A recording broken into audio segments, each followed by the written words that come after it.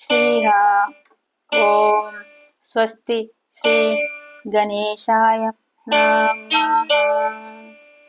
ఓం మేధా దక్షిణామూర్తయే నమః. ఓం శ్రీం శంకర భగవత్పాదాః విజయంతే. ఓం శ్రీం గురుభ్యో నమః. ఓం శ్రీ సద్గురు అంతర్ముఖానంద వేదవ్యాస భట్టారక జగద్గురు శ్రీ కృష్ణ పరంబ్రహ్మణే నమః. బ్రహ్మసూత్ర శంకర భాష్యం దేవతాధికరణంలో భాగం 12గా చెప్పుకుంటున్నాం. నిన్నటి భాగం ఒక్కసారి చెప్పుకుందాం. నాశనము లేనిది, నిత్యమైనది, దివ్యమైనదైన వేద స్వరూపము ఒక్క వాక్కు ఒక బ్రహ్మ చేత ఆవిర్భవింప చేయబడింది. దీనివల్లే జగత్ వ్యవహారం అంతా నడుస్తుంది అని శృతి చెబుతుంది. కాబట్టి ఈ వాక్కుని విడటం అనగా సాంప్రదాయాన్ని అంటే గురు శిష్య పరంపరను ఒక ప్రవర్తింప చేయడమే అని గ్రహించాలి. అనాదిగా వస్తున్న వాక్కుని విడవటం కుదరదు కదా.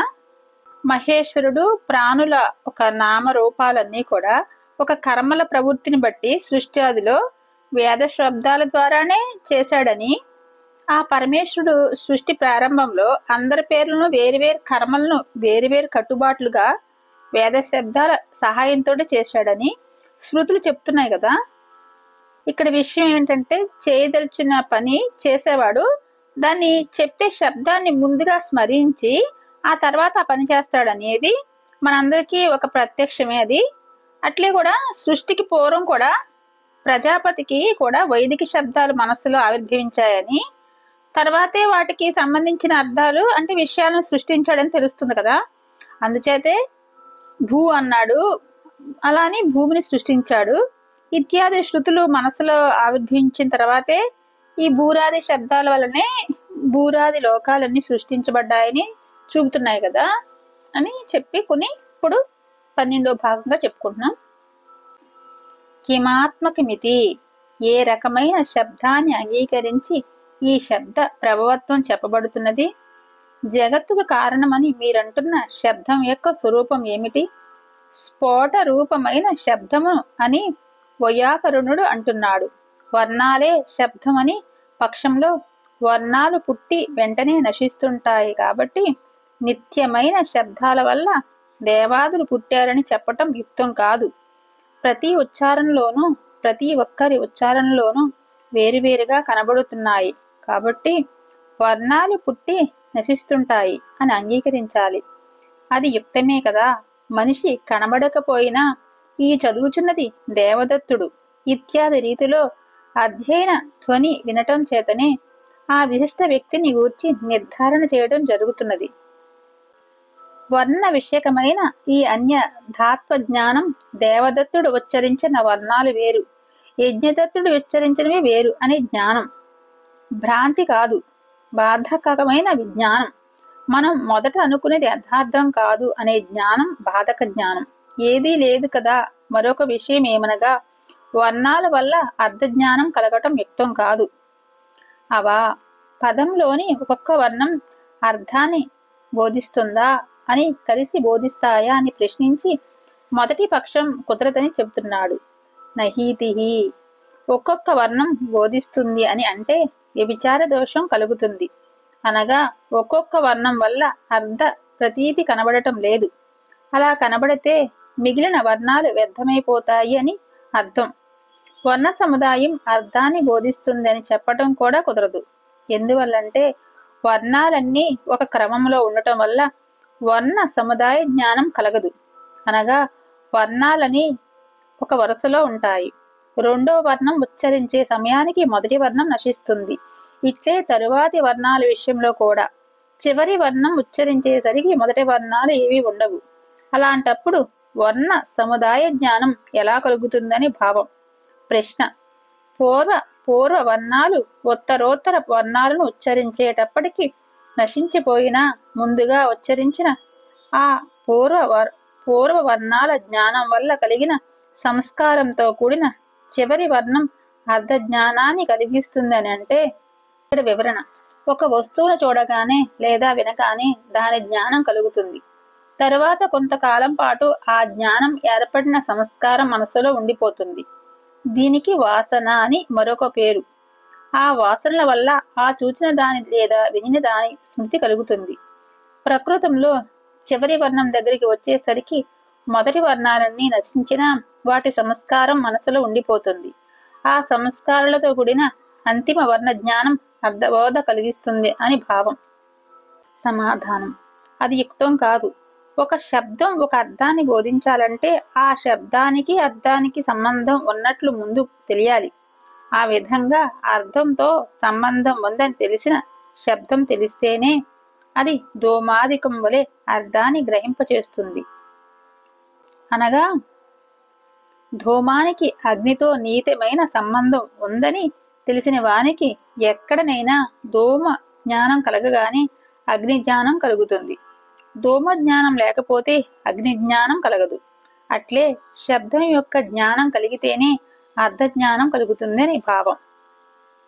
ఎక్కువైపోద్ది, అర్థం కాదు. మళ్ళీ సరిపెట్టేద్దాం. ఇంకా దీనికి వివరంగా చెప్పుకుందాం. ఇక్కడ ఏ రకమైన శబ్దాన్ని అంగీకరించి ఒక శబ్ద ప్రభావత్వం గురించి చెప్పబడుతుంది అని క్వశ్చన్. దానికి అంటే ఇంకా క్వశ్చన్ అడుగుతుంది. ఏం క్వశ్చన్ అంటే దీనికి వివరంగా జగత్తుకి కారణం అని మీరు అంటున్న శబ్దం యొక్క స్వరూపం ఏమిటని దానికి వివరంగా చెప్పుకుంటూ వస్తున్నారు. ఇక్కడ స్ఫోట రూపమైన శబ్దమునని వైయాకరుడు అంటాడంట. అలాగే వర్ణాలే శబ్దమని అనే పక్షంలో వర్ణాలు పుట్టి వెంటనే నశిస్తుంటాయి కాబట్టి నిత్యమైన శబ్దాల వల్ల దేవాదులు పుట్టారని చెప్పటం సరికాదు అంటున్నారు. ప్రతి ఉచ్చారణలోనూ ప్రతి ఒక్కరి ఉచ్చారణలోనూ వేర్వేరుగా కనపడుతున్నాయి. వర్ణాలు పుట్టి నశిస్తుంటాయని అంగీకరించాలి. అట్లా అనుకోవడం యుక్తమే కదా. మనిషి కనబడకపోయినా కూడా చదువుచున్నది దేవదత్తుడని ఇత్యాది రీతిలో ఒక అధ్యయమైన ధ్వని వినటం చేతనే ఆ విశిష్ట వ్యక్తిని గురించి నిర్ధారణ చేయడం జరుగుతుంది కదా. ఇక్కడ వర్ణ విషయకమైన ఈ అన్యధాత్వ జ్ఞానం అంటే దేవదత్తుడు ఉచ్చరించిన వర్ణాలు వేరు, యజ్ఞదత్తుడు ఉచ్చరించిన వేరు అనే జ్ఞానం భ్రాంతి కాదు కదా. రెండు వేరువేరుగా ఉన్నాయంట. ఇవి వేరుగా ఉన్నాయని భ్రాంతి కాదు కదా. ఇక్కడ బాధకమైన జ్ఞానం అంటే మనం మొదట అనుకునేది యథార్థం కాదనే జ్ఞానం బాధక జ్ఞానం. ఇక్కడ ఏదీ లేదు కదా. ఇక్కడ మరొక విషయం ఏంటంటే వర్ణాలు వల్ల అర్థ జ్ఞానం కలగటం యుక్తం కాదు కదా. ఇక్కడ ఒక్కొక్క పదంలోని ఒక్కొక్క వర్ణం కూడా అర్థాన్ని బోధిస్తుందా లేదా అన్నీ కలిసి బోధిస్తాయా అని ప్రశ్నించి మొదట పక్షం కుదరదని చెప్తున్నాడు. ఎందుకంటే ఇక్కడ ఒక్కొక్క వర్ణం బోధిస్తుందని అంటే విభజన దోషం కలుగుతుంది కాబట్టి. అంటే ఒక్కొక్క వర్ణం వల్ల అర్థ ప్రతీతి కనపడటం లేదు కదా. కనబడితే మిగిలిన వర్ణాలు వ్యర్థమైపోతాయని అర్థం. ఇక్కడ వర్ణ సముదాయం అర్థాన్ని బోధిస్తుందని చెప్పడం కూడా కుదరదు. ఎందువల్లంటే వర్ణాలన్నీ కూడా ఒక క్రమంలో ఉండటం వల్ల ఇక్కడ వర్ణ సముదాయ జ్ఞానం కలగదు కదా. వర్ణాలన్నీ ఒకే వరుసలో ఉంటాయి. రెండో వర్ణం ఉచ్చరించే సమయానికి మొదటి వర్ణం నశిస్తుంది. ఇట్లే తర్వాత వర్ణాల విషయంలో కూడా చివరి వర్ణం ఉచ్చరించేసరికి మొదటి వర్ణాలు ఏమి ఉండవు. అలాంటప్పుడు వర్ణ సముదాయ జ్ఞానం ఎలా కలుగుతుందని భావం. ఇక్కడ మళ్ళీ ప్రశ్న: ఇక్కడ పూర్వ వర్ణాలు కూడా ఉత్తరోత్తర వర్ణాలు కూడా ఉచ్చరించేటప్పటికి నశించిపోయిన ముందుగా ఉచ్చరించిన ఆ పూర్వ వర్ణాల జ్ఞానం కలిగి సంస్కారంతో కూడి చివరి వర్ణం అర్థ జ్ఞానాన్ని కలిగిస్తుందనంటే ఇక్కడ వివరణ ఏంటంటే ఒక వస్తువును చూడగానే లేదా వినగానే కూడా దాని జ్ఞానం కలుగుతుంది. తర్వాత కొంతకాలం ఆ జ్ఞానం ఏర్పడిన సంస్కారం మనసులో ఉండిపోతుంది కదా. దీనికి వాసన అని పేరు పెట్టారు. ఈ వాసన వల్ల ఆ చూచిన దానిని లేకపోతే విని దాన్ని ఒక స్మృతి కలుగుతుంది కదా, మనకి ఒక ఐడియా వస్తుంది కదా. ఇక్కడ ప్రకృతంలో కూడా ఒక చివరి వర్ణం దగ్గరికి వచ్చేసరికి మొదటి వర్ణాన్ని నశించినా కూడా వాటి సంస్కారం మనసులో ఉండిపోతుంది. ఆ సంస్కారంతో కూడిన అంతిమ వర్ణ జ్ఞానం ఒక అర్థబోధ కలిగిస్తుందని భావం. ఇక్కడ ఆ సమాధానం అది యుక్తం కాదని కొట్టుపడేస్తున్నారు. ఇట్లా మళ్ళీ ఒక శబ్దం ఒక అర్థాన్ని బోధించాలంటే ఆ శబ్దానికి అర్థానికి సంబంధం ఉన్నట్లు ముందుగా తెలియాలి మనకి. ఆ విధంగా కూడా అర్థంతో సంబంధం ఉందని తెలిసిన శబ్దం తెలిస్తేనే కదా అది ధూమాధికం వలె అర్థాన్ని గ్రహింపచేస్తుంది.